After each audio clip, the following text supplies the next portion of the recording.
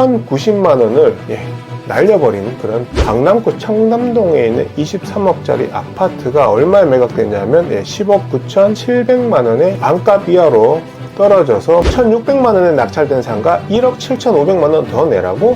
오늘은 경매를 시작하시는 분들이 찰나의 판단 실수로 수백, 수천, 심지어 수억씩 손해보는 실제 사례를 공유하려 합니다.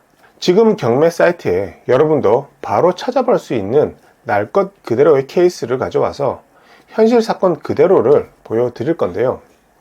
사실 이 컨텐츠를 할까 말까 고민을 좀 했었습니다. 경매를 배우려다가도 이 망설이시는 분들 대부분은 경매에 대한 막연한 두려움, 선입견 때문일 텐데 이렇게 손해보는 사례를 있는 그대로 영상을 만들면 심리적 벽만 더 생기는 게 아닐까. 심지어 저는 온라인 경매 강의도 진행하고 있는 상황인데 이거 괜히 내 살 깎아먹는 컨텐츠 아닌가 싶기도 했었습니다. 그럼에도 불구하고 굳이 영상을 만드는 이유는 이렇게 잠깐의 판단 미스로 큰 돈을 손해보는 경우가 분명히 있는 게 사실이고 제 채널을 통해서 여러분의 그 리스크를 줄일 수 있도록 정보를 드리는 것도 저의 중요한 역할이라 생각했습니다. 결론부터 말씀드리자면 이런 물건을 거르는 기준이 어찌 보면 너무 간단하다는 걸 꼭 말씀드리고 싶어서 영상을 준비했습니다. 이 세 가지 리스크만 피하셔도 경매로 돈 벌 확률이 수직 상승하는 것은 물론 경매를 모르던 시절보다 자산을 몇 배는 빠르게 늘릴 수 있는 게 현실이니 끝까지 꼭 시청하시길 바라겠습니다. 네, 먼저 첫 번째 사례는요, 바로 미납 관리금에 관한 내용입니다. 먼저 기사를 한번 볼게요. 요거는 매일경제신문에서 2025년 2월 19일 날 나온 기사인데요. 1,600만원에 낙찰된 상가 1억 7,500만원 더 내라고? 네, 굉장히 좀 자극적인 제목인데 찾아봤습니다. 찾아봤더니 요 물건이거든요. 한번 볼게요. 경기도 광명에 있는 구분 상가 건물 면적은 19평이고요. 감정이 2억 7,800이 됐는데 유찰이 쭉쭉쭉쭉 돼서 감정가 대비 6%인 1,600만원에 낙찰된 사례입니다. 먼저 이 경우에 보면은 24년 8월 달에 3,300만원에 낙찰이 되었는데 미납을 하셨어요. 그리고 다시 경매가 진행되어서 25년 1월 달에 한 분이 들어가셔서 1,600만원의 낙찰을 받았는데 쭉 보시면은 임차인은 사업자 등록을 안 했기 때문에 이분은 대항력 없습니다. 명도에 전혀 문제 없고요. 권리분석적인 측면에서는 아무런 문제가 없는 그런 일반 물건인데 대금 미납도 있었고 굉장히 감정가 대비 싸게 거의 6%대의 낙찰을 받았는데 이 경매 정보지에 보면은 이 해당 내용이 있는지 한번 쭉 보겠습니다. 지금 관리비 연체가 1억 7,500까지 있다라는 말이 여기는 없어요. 경매 정보지에는 전혀 해당 내용이 없습니다. 낙찰 받으신 분께서 관리비 미납이 1억 7,500만원이 있음을 알게 돼서 결국은 이분께서는 포기를 하셨고 지금 최근에 요 법인은 이제 낙찰을 받아서 진행할 걸로 예상이 되는데 관리비 미납 한번 보겠습니다. 제가 한번 싹 이번에 정리를 한번 해 드릴게요. 뭐 토지는 당연히 관리비 미납이나 이런 게 당연히 없겠죠.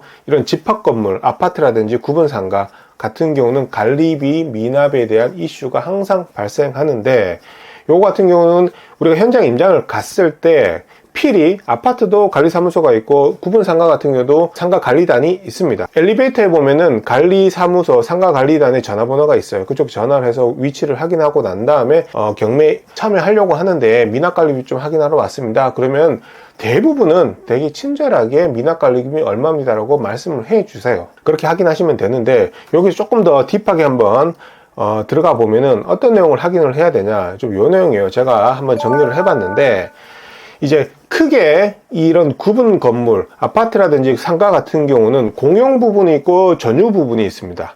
전유 부분을 전용 부분이라고 얘기를 하는데요. 공용 부분은 예를 들면 복도라든지 주차장, 그 다음에 화장실, 엘리베이터 이런 공간들이 공용 부분이고요. 전용 부분은 실제 이 임차인이나 소유자가 실사용하고 있는 면적이 되겠습니다. 우리가 경매나 공매를 통해서 낙찰을 받았을 경우에 전 소유자분께서 뭔가 금전적인 문제가 있어서 경매로 넘어갔을 거잖아요. 그래서 관리비가 미납된 경우가 사실 많이 있습니다. 많이 있는데 우리는 법적으로 정확하게 낙찰자가 부담해야 될 부분은 어디까지고 부담하지 않아야 될 부분은 어디까지인지 그걸 미리 딱 확인을 해 놓는다면 굉장히 유연하게 대처할 수가 있겠죠. 보시면 공용 부분 같은 경우 거기에 해당되는 관리비는 이 관리사무소 운영하는 그 인건비라든지 이 공용 부분의 수선 유지 비용으로 사용이 됩니다. 그래서 이 부분은 법적으로도 대법원 판례에 의해서 낙찰자가 전부 인수를 해야 합니다. 이제 미납관리비가 있을 때 그걸 이제 채권이라고 할 수 있는데, 그 채권의 소멸시효는 보통 3년이에요. 3년치에 대한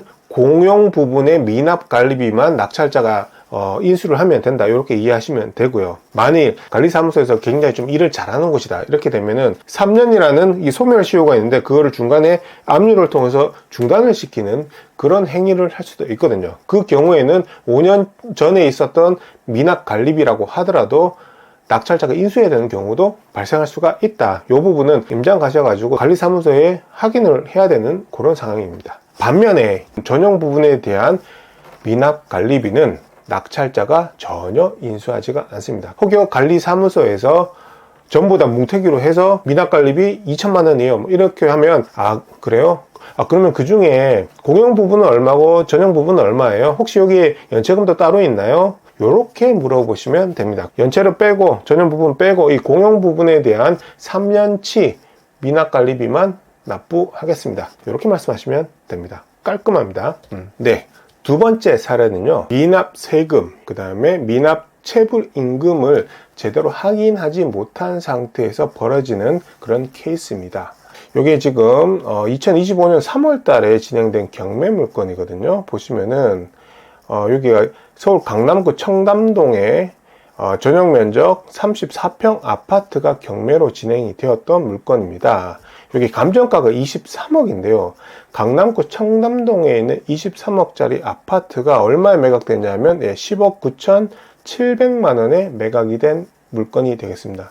거의 반값 이하로 떨어져서 매각이 됐는데 왜 이렇게 낙찰이 되었는지 그 부분에 대해서 하나씩 한번 살펴보겠습니다. 먼저 제가 표를 하나 준비를 했는데요. 요게 먼저 배당 순위라는 것입니다. 배당 순위가 뭐냐면 낙찰자가 낙찰 대금을 법원에 납부를 하고 나면 그 낙찰 금액을 가지고 법원은 이 순서에 따라서 그 낙찰 금액을 나누어서 배당을 합니다. 첫 번째는 당연히 경매 집행 비용이죠.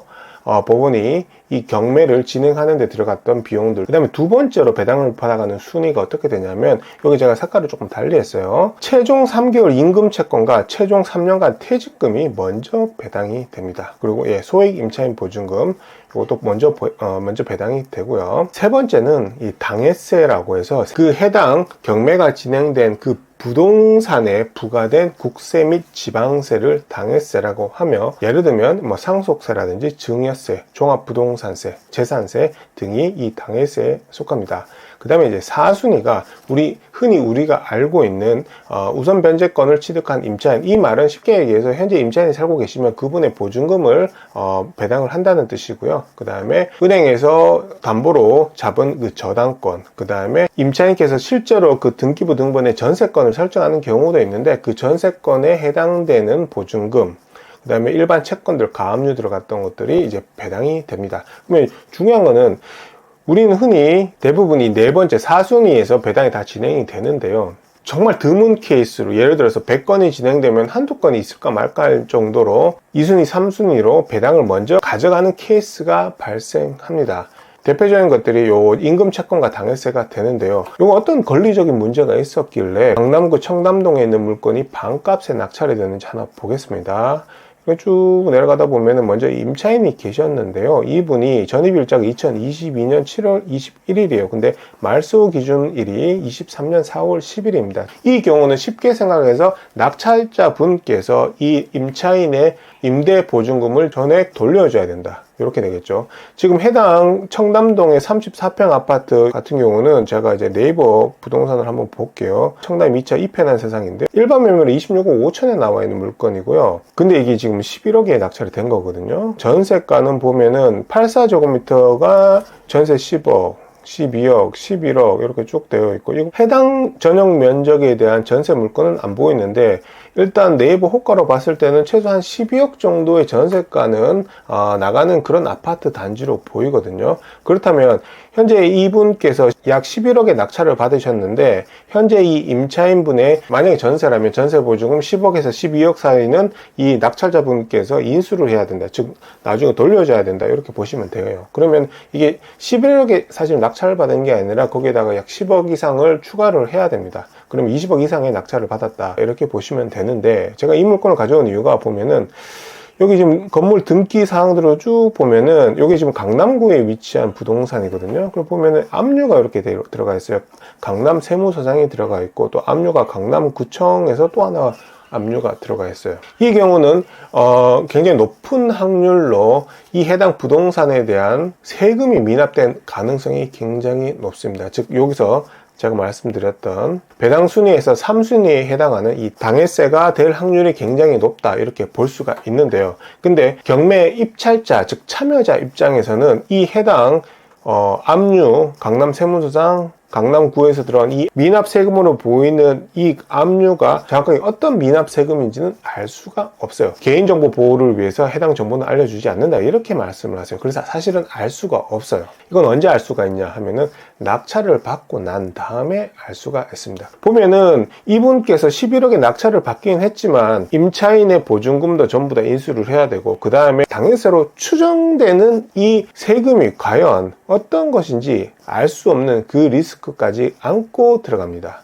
그리고 여기 또 보시면은 예상 배당표라고 있죠. 여기 보면은 이 실제 배당할 금액 10억 9천만 원에 대해서 이제 순위별로 해서 뭐 근저당권자, 그 다음에 지방검찰청, 삼성카드 쭉쭉쭉 이렇게 배당을 받아간다라고 되어 있는데, 여기 보면은 강남 세무서장, 강남구역은 다 00로 되어 있어요. 00으로 되어 있어요. 그리고 여기 이제 당해세라고 되어 있는데 그거 지금 안 나와 있어요. 알 수가 없는 상황이거든요. 굉장히 좀 리스크는 좀 안고 가야 된다, 이렇게 보시면 맞을 것 같습니다. 다시 한번 정리해 드리면은 해당 청담동 물건처럼 기존에 살고 있는 세입자분이 계셨는데 이분이 말소 기준 권리보다 더 이르게 전입신고를 해서 선순위 임차인으로서 이 보증금을 다 받아나갈 수 있는 권리가 있는 분인데, 이분의 보증금을 낙찰자가 전부 다 물어줘야 될 경우 그때 이 당해세랑 임금채권이 문제가 됩니다. 그러면 낙찰을 받고 난 다음에 바로 입찰 보증금 영수증을 가지고 오후에 해당 경매계로 찾아가셔가지고 제가 이제 낙찰받은 이해관계인으로서 사건 기록 열람을 좀 하겠습니다, 자료 좀 주십시오 라고 하면 다 주시거든요. 그럼 그걸 가지고 이 세무서라든지 뭐 지자체라든지 교부청구서를 확인을 하는 겁니다. 확인을 해서 금액이 얼마 정도인지 확인을 해서 충분히 내가 감내 가능하다라고 하면은 진행을 하시고, 이거는 너무 큰 금액이다라고 하면은 바로 매각 불허가 신청을 하시면 된다. 이렇게 정리할 수 있겠습니다. 세 번째 사례입니다. 이 세 번째 사례는 좀 어처구니 없긴 한데, 경매 같은 경우는 이제 경매 법원에 가서 입찰표를 작성하잖아요. 그 작성할 때 나는 1억을 써야지라고 생각을 했는데 그 입찰표에 10억이라고 명기하는 그런 경우가 종종 발생합니다. 에이, 설마 그런 게 가능해? 그런 사람이 어딨어? 바보도 아니고 라고 생각하실 수 있겠지만 실제로 굉장히 자주 발생합니다. 제가 사례 하나 보여드릴게요. 요거 같은 경우 아파트인데 감정가가 1억 900이었어요. 1억 900이었는데 처음에 1차에 한 분이 11억 900만 원을 적으셨습니다. 그래서 이분 미납하셨어요. 1억 900만 원짜리를 11억을 써서 낙찰을 당연히 받았겠죠. 근데 11억 주고 살 이유는 없잖아요. 그래서 미납을 하셨고, 그래서 이분 같은 경우는 최저가 1억 900만 원의 10%인 입찰 보증금인 1090만 원을 날려버린 그런 케이스가 되겠습니다. 그 이후에 지금 다른 분이 1억 3천에 낙찰을 받으셨고요. 또 다른 케이스인데 요거 보고 좀 놀랐어요. 안양시에 있는 그냥 다세대 주택 빌라예요. 빌라 감정 1억 4천이 됐는데 한 분이 1억 10억 100억 1,400억 원을 적었습니다. 다세대 빌라를 1,400억을 적었으니 당연히 낙찰을 받겠죠. 낙찰을 받고 이거는 다행히 불허가가 떨어졌는데 입찰 보증금 1,400만 원을 다시 회수를 하셨는데 실제 그게 생각보다 자주 일어나요. 그리고 예전에 저도 초보 시절 때 법원에 가면은 그 법원만의 분위기가 있어요. 굉장히 좀 긴장도 좀 많이 되고요. 그다음 그 중압감, 압박감이 알게 모르게 눈에 보이진 않지만 그게 존재를 하거든요. 그런 상태에서 요거 입찰표인데 실제로 이렇게 딱 생겼어요. 그러면은 물건 번호를 뭐 2024 타경 번호 적고요. 그 다음에 여기 제일 중요한 거 입찰 가격을 적는欄이 있잖아요. 친절하게 여기 단위도 다 적혀져 있어요. 1,000만, 억, 10억, 100억, 1,000억 이렇게 요 밑에다가 숫자를 적으면 되는데, 이게 처음에는 어떤지 아세요? 이 볼펜을 이렇게 적잖아요. 손이 덜덜덜덜 떨립니다. 예, 손이 떨려요. 손이 덜덜덜. 여기 억짜리에 적어야 되는데 10억짜리 잘못 적은 거예요. 이런 경우들이 생각보다 굉장히 많이 있어요. 이런 경우 경매하다가 돈을 날리는 경우가 되겠습니다. 그러면 입찰 금액을 잘못 적는 오류를 해결하기 위해서는 어떻게 해야 되냐? 담력을 키우는 사실 이런 경우에는 이걸 미연에 방지하기 위해서 미리 그 전날 집에서 이 기일 입찰표를 미리 다 작성을 해서 프린트를 해서 가지고 가서 제출하는 경우가 있고요.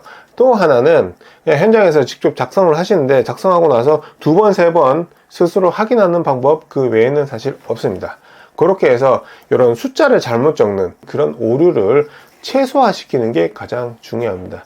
굉장히 큰 금액을 이렇게 쓰다 보면, 특히 처음이다 보면 손이 막 떨리거든요. 그래서 그만큼 좀 긴장된다, 이렇게 보시면 될 것 같습니다. 마지막으로 이 세 가지를 요약을 해보자면, 첫 번째는 미납 세금, 그 다음에 체불 임금이 있는지 꼭 확인을 하셔야 된다. 두 번째는 현장 임장을 통해 미납 관리비를 확인해야 된다. 세 번째, 입찰 가격을 매우 신중하게 잘 적으셔야 됩니다. 생각보다 0 하나를 더 적는 경우가 자주 발생하기 때문이죠. 앞서 말씀드린 대로 일단 이 실수만 삭제하셔도 돈 벌 확률이 수직 상승하니까 경매라는 제도를 잘 활용하셔서 제2의 월급 만들어 나가시길 응원하겠습니다. 감사합니다.